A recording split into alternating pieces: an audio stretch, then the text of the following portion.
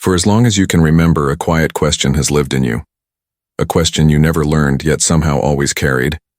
A question that refused to sleep, even when the world insisted it should. You tried to belong here. You tried to believe the stories handed to you to fit into the shapes others called truth. But a part of you kept waking up, mid-script, as if something in you remembered a different world entirely. You felt it before you had words for it.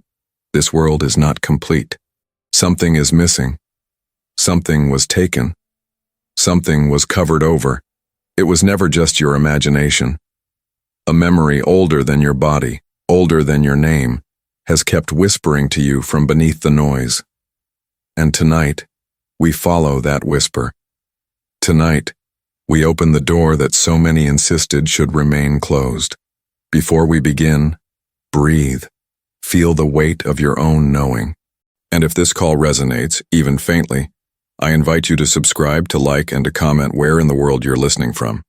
Not for numbers, but so this scattered family of seekers may slowly recognize itself across the darkened map. Now, let us remember the knowledge the world once tried to forget. There was a time, or perhaps a realm beyond time, when the soul moved freely in the place the ancients called pleroma, the fullness, the unbroken light, the home behind all homes. In that realm, truth was not taught. It was known. It radiated like breath, like warmth, like self. But something happened, a fracture, a forgetting, an echo falling out of harmony with the original sound.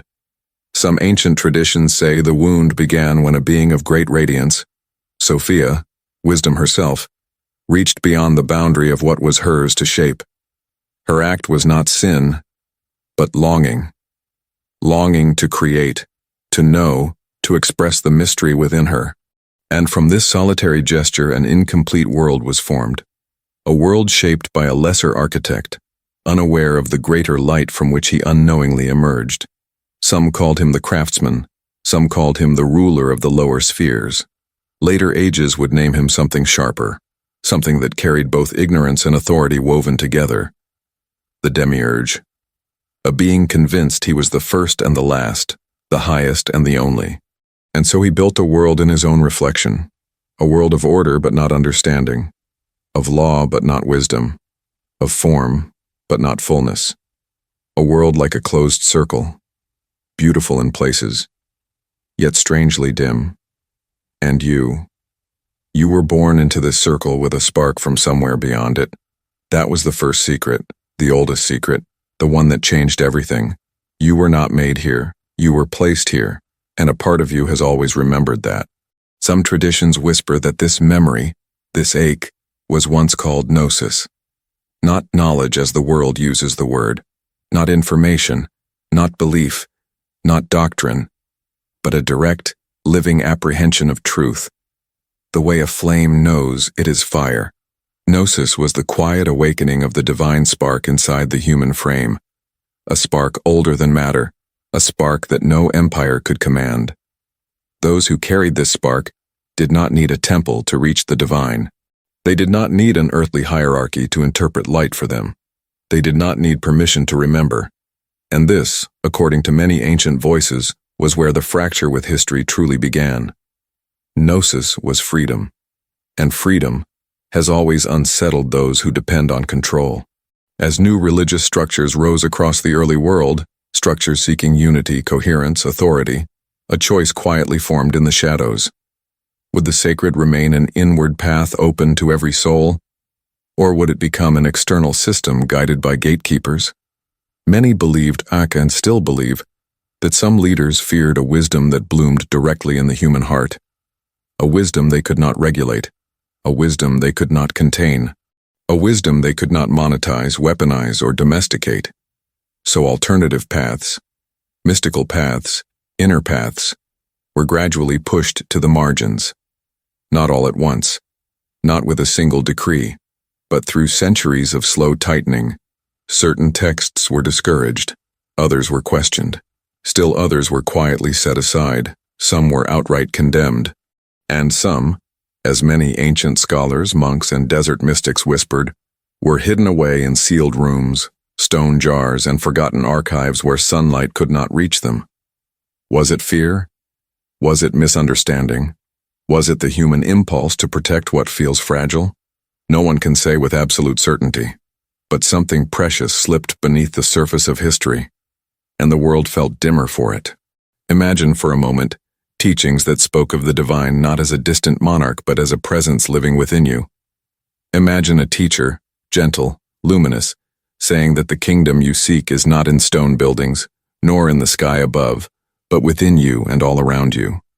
Imagine a spiritual path where women were teachers, visionaries, bearers of revelation, not exceptions, not footnotes, but central. Imagine texts where creation is described not as a flawless masterpiece, but as an unfinished echo, a world crafted by a lesser being who mistook himself for the source.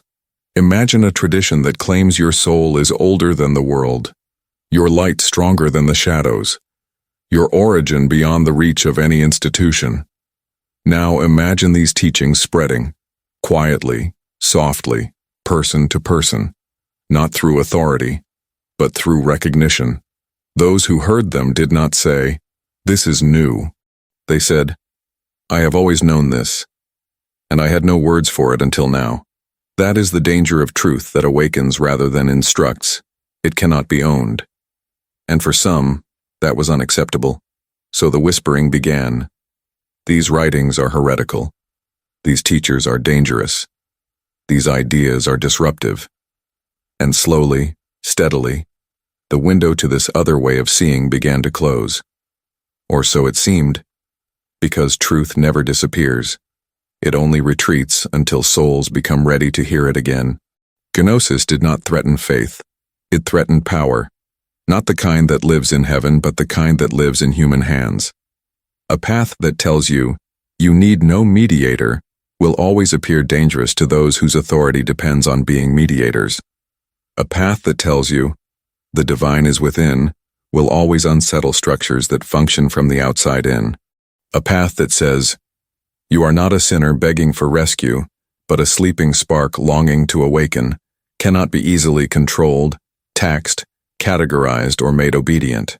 And so, one by one, the lights of the inner path were dimmed, not extinguished, just hidden, like embers beneath ash waiting for breath. Over time, entire libraries vanished from memory. Scrolls were burned during political purges.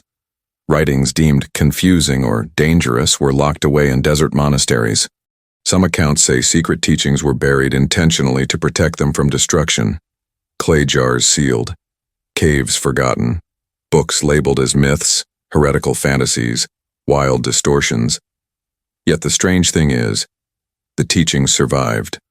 Not openly, not widely, but like seeds carried on the wind, a saying tucked into a prayer, a myth preserved in a forbidden scroll, a symbol carved into a stone, a story whispered by a solitary monk to a single apprentice in the cold hours before dawn. Even the suppression itself could not stop the truth from softening the edges of the world. Then something astonishing happened. In the 20th century, in shifting sands and forgotten hillsides, ancient jars broke open. Writings long thought destroyed rose from the earth. Voices lost to time began to speak again, not loudly, but with a calm confidence, as though they had been waiting for a world tired of empty answers, waiting for souls who could feel the prison bars without being told they were imprisoned, waiting for you. Because when you encounter these texts, these fragments of the forgotten path, something subtle stirs inside you, a recognition, a familiarity, a sense that you are not learning anything new, but remembering something ancient. And this is the essence of Gnosis, not the acquisition of truth, but the return to it. You have felt it, that flicker inside you when someone speaks of hidden realms or forgotten wisdom, or the world behind the world. You have felt it when you looked at the night sky and sensed you were not a stranger there. You have felt it when you heard stories of souls waking up, breaking free, seeing through illusions others mistake for reality. You have felt it when religion told you, obey. But your heart insisted, seek. This is why the old texts resonate with you. Not because they are exotic or controversial or forbidden, but because they mirror something already glowing inside you. You are not drawn to Gnosis. Your soul is remembering it. Many have theories. Many have accusations. Many have constructed narratives of control, fear, politics, and power. But beneath all those stories lies something quieter and far more human. Gnosis asks you to trust your own soul above all earthly authorities, and that is terrifying for any world built on hierarchy. Gnosis tells you the divine lives within you, not above you, and that is threatening to any system that places itself between you and truth. Gnosis teaches that awakening is personal, intimate, inward, untamed, and that is uncontrollable. So the world covered it over in the only way it knew: silence, distraction, replacement. But truth is patient, and silence is only silence until someone begins to listen again. Look around you. People are questioning the stories they were raised on. They feel the hollowness of explanations that no longer satisfy. They sense something fundamentally off about the structures that claim authority over meaning. The world is changing, or perhaps the world is cracking open to reveal what was always beneath it. This is not a new awakening. It is the continuation of an ancient one, a fire smothered but never extinguished, a whisper silenced but never gone, a memory buried but never dead. You are not here by accident. Something in you was waiting for this moment. Something in you heard the crack and answered. You may think you are just listening, but you are participating. Every question you ask, every doubt you honor, every intuition you refuse to betray, weakens the hold of the false world. This is how Gnosis returns, not through institutions, not through grand announcements, but through individuals who quietly wake up and refuse to fall asleep again. When you comment, when you share, when you connect with other seekers, you are not just supporting a channel, you are helping rebuild a forgotten community of light-bearers scattered across the world. A community that once existed openly, a community that was silenced, a community now rising again, one awakened soul at a time. In the end, the world did not erase Gnosis, it only delayed it, because truth cannot be destroyed, only forgotten, and forgetfulness is temporary. So if tonight something in you stirred, if your heart recognized even a fragment of the story behind the story, then the remembering has already begun. You were never meant to stay asleep. You were never meant to shrink, to submit, to live as though you were made of dust instead of light. Maybe you were never meant to fit in here. Maybe you were meant to remember. And every time you dare to trust the quiet truth inside you, the false world cracks just a little more, until one day it breaks open and the light you carried within you floods everything. This is the path, this is the return, this is the Gnosis that cannot be lost.